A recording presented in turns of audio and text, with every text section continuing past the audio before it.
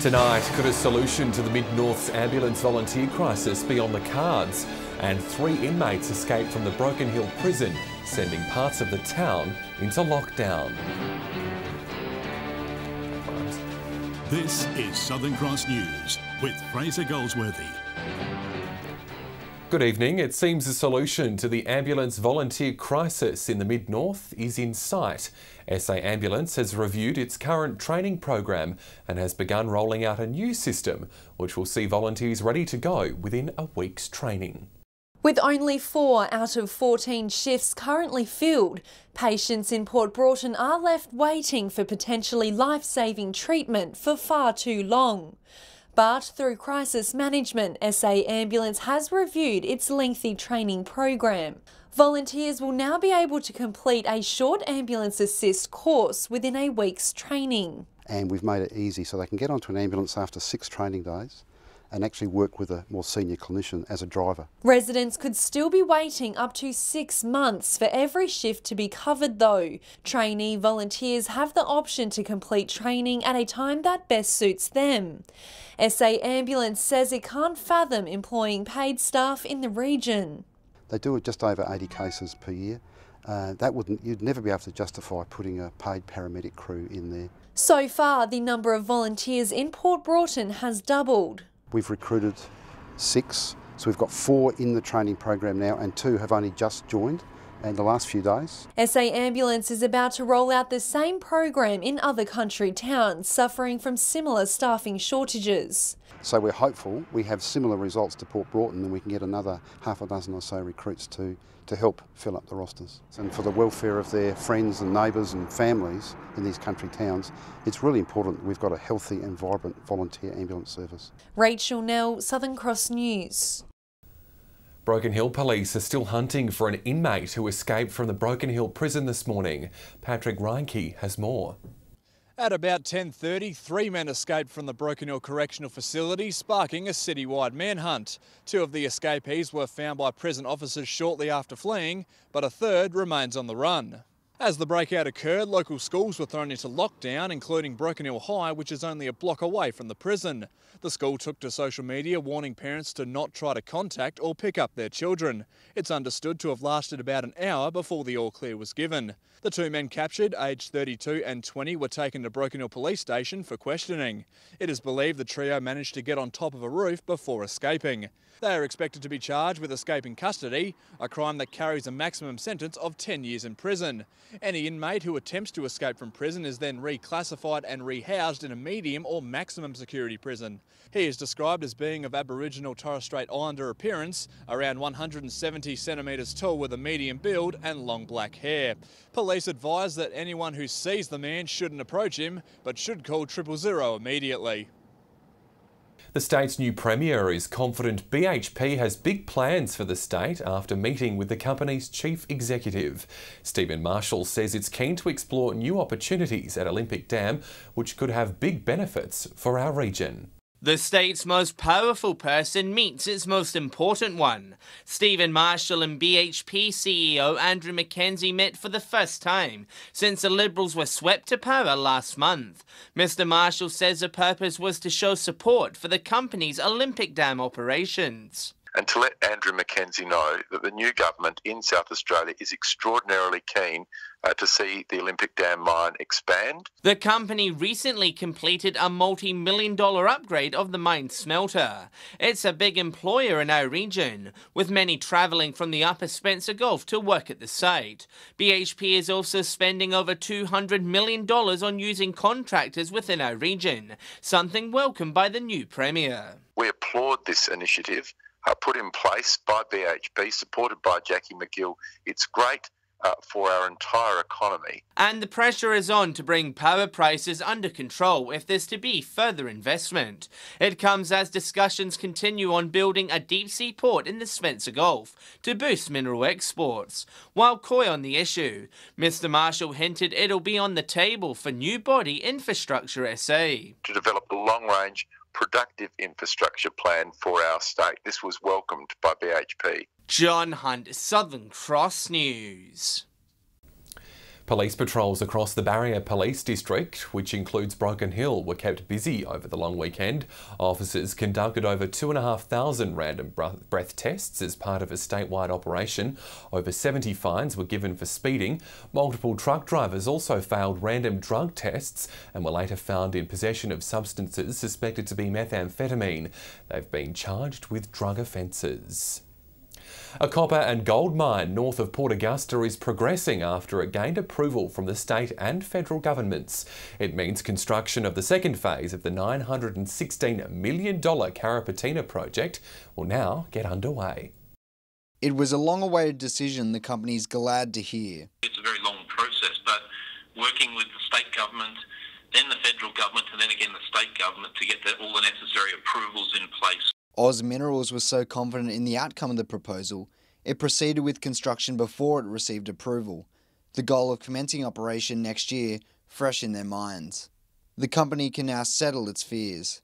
We will start to see more contractors coming up to Carrapateena and see larger physical construction underway. And with 400 jobs already filled on the construction site, there's plenty more to come. We will be advertising more roles on our local website, the Oz Minerals website, and our local contracting partners will also be sourcing people from the region. Port Augusta's mayor believes we'll be seeing many flow-on benefits throughout the community. It'll be around for a number of decades still to come, and more importantly, it's going to provide, or at least we know in the short immediate term, up to 1,000 jobs during construction phase, and Port Augusta is the closest location to the proposed mine site, so it's wonderful news.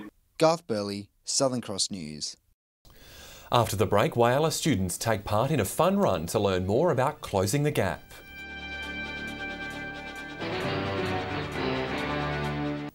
Oyster regions across the Eyre Peninsula will soon find out if they've been given the all-clear from the deadly POMS disease.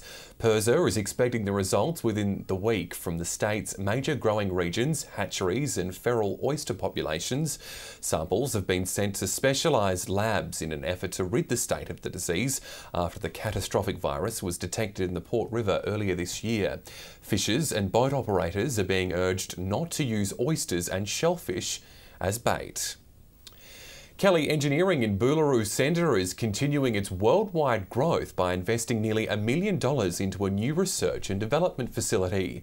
It's hoped it'll provide a pipeline of new products over the next decade.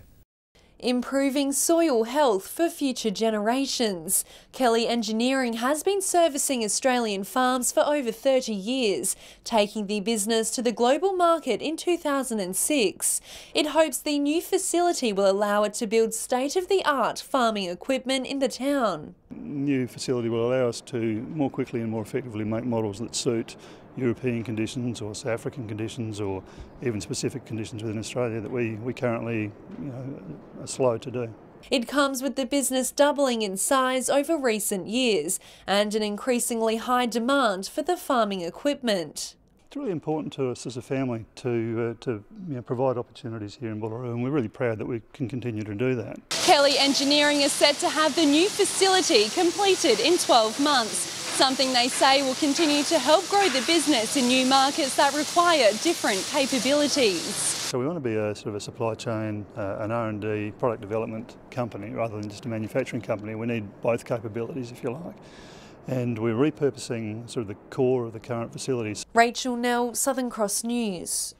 Port Augusta's Mayor Sam Johnson has slammed energy company Alinta after it confirmed its interest in purchasing the Liddell coal-fired power station in the New South Wales Hunter Valley.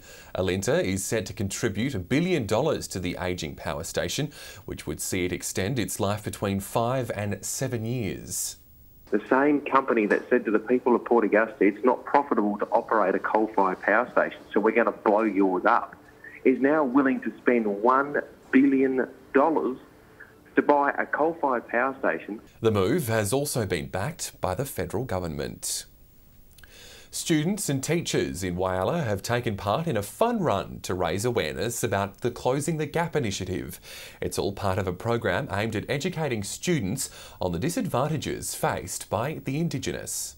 Whyalla High kids were out early this morning, pounding the pavement around the foreshore. And it was more than exercise. They were raising awareness of the disparity in living standards between Australia's First Peoples and the rest. An Indigenous person's life expectancy is 10 years less, and attendance at school, so we are expected to have a 15% less. The 2.5k run cost a gold coin, with funds going to the Closing the Gap organisation. It was launched in 2008 to bring health and education standards into line with the rest of Australia.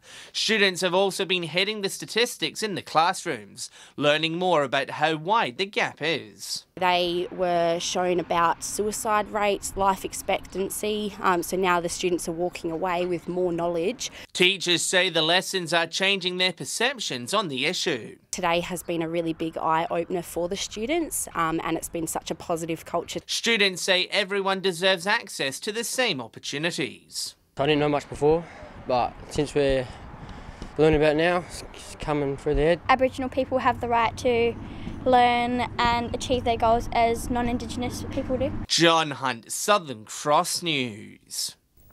Stay with us in the news ahead. Port Lincoln students ready for a trip to the town's sister city in Japan. That story next.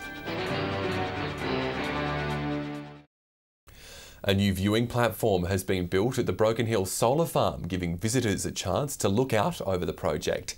A competition to find a design for the platform was held a year ago by AGL and the Broken Hill Art Exchange. There were over 100 entries to choose from, but it was this concept from student Timothy Bayer that was selected for the final design. A 27-year-long relationship between Port Lincoln and a Japanese fishing city is set to grow even stronger. The annual group of 10 students and 4 adults had their final preparation meeting last night before jetting off to Maruto next week. Bringing the Australian nutbush to Japan. The 27th Port Lincoln delegation has been preparing for the trip since October, and the students can't wait. Experiencing their culture and seeing the differences from the Australian culture to the Japanese culture. The trip to Maruto is a life-changing experience for them. The group will also travel to Kyoto, Hiroshima and Tokyo and have been equipped with the skills to handle all situations. This trip is the first trip where the delegation are going to be guided by day guides without the help of somebody who's been there before.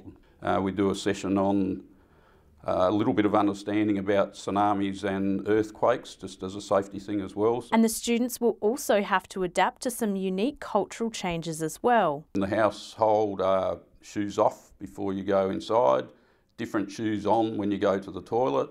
The toilets are different. Having previously attended the trip as a student, Jade Mullins is now looking forward to catching up with some old friends. She's also keen on trying some of the country's delicacies. I think I'm a bit more keen to try a bit more of the food. I think I'll be a bit gamer this time.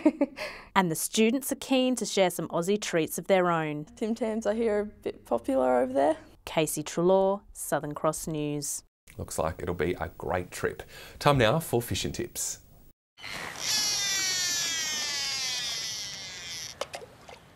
Welcome another week around the Gulf Fishing Tips. I hope everybody had a fantastic Easter. I certainly did. But the stories that I've heard over this Easter have been fantastic for Port Pirie. We've got the squid around the place. If you look at the checker buoy, start looking at all the patchy holes, you should do all right. Cockle spit will also do. There's a few snook out there at about 800 millimetres, but good size snook at the moment, so you want to trawl. Still have our blue swimmer crabs, and of course the silvers are just last in now. So I think if we have another hot day Saturday, this will be our last week for silvers, so make sure you get out and get amongst them. G'day and welcome to this week's fishing tips from Port Augusta, Jewel North. Well, what a perfect Easter it was. Beautiful weather, heaps and heaps of crabs, particularly around Letty Spit Stick. There's been some kingfish at the top of the Gulf Spottle up around the railway bridge, and also for the land-based anglers, just behind me there's been some big mullet down here as well. The odd snapper was caught on the drops further down around the Tyre Reef and off the Seabird. And King George whiting were there, but they're a little bit hard to catch. So, but they were big for what they got. That's all we got from the Jewel North. Now it's over to Whyalla. Hi, Whalers fishing report this week. There's been a fair few good catches of steel blue swimmer crabs coming across the foreshore at Whyalla out the front there. There's been some really good numbers. All the boats have been getting into them. They will start to thin out soon as the water temperature comes down.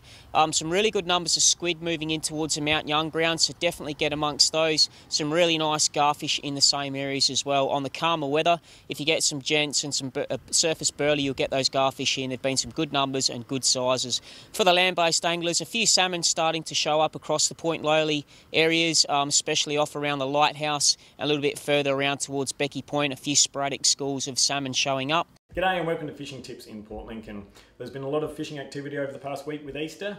There's been some good whiting caught in the bay, so in Proper Bay and up along the North Shore, and there have been some good sized fish mixed in there too. The trumpeters look like they're finally thinning out, which is a good thing. Blue crabs are still hanging in there in the local bays, so once again down in the Proper Bay, out around Louth Island as well, there's been some good crabs, but they will probably start to thin out pretty soon as this water temperature starts to drop. There's been some squid about in the bay and out around Boston Island. And moving over to Coffin Bay, there's been some salmon trout and trevally in the bay system. Whiting have been a little bit slow out around Farm Beach, but they should improve soon. And there's been a few gummy sharks out around Farm Beach as well. Moving offshore, there's still a few tuna around out wide of Coffin Bay, but they are starting to thin out, so it won't be too much longer and they will probably move on. Well, that's all for this week. We'll see you again with more fishing tips next week.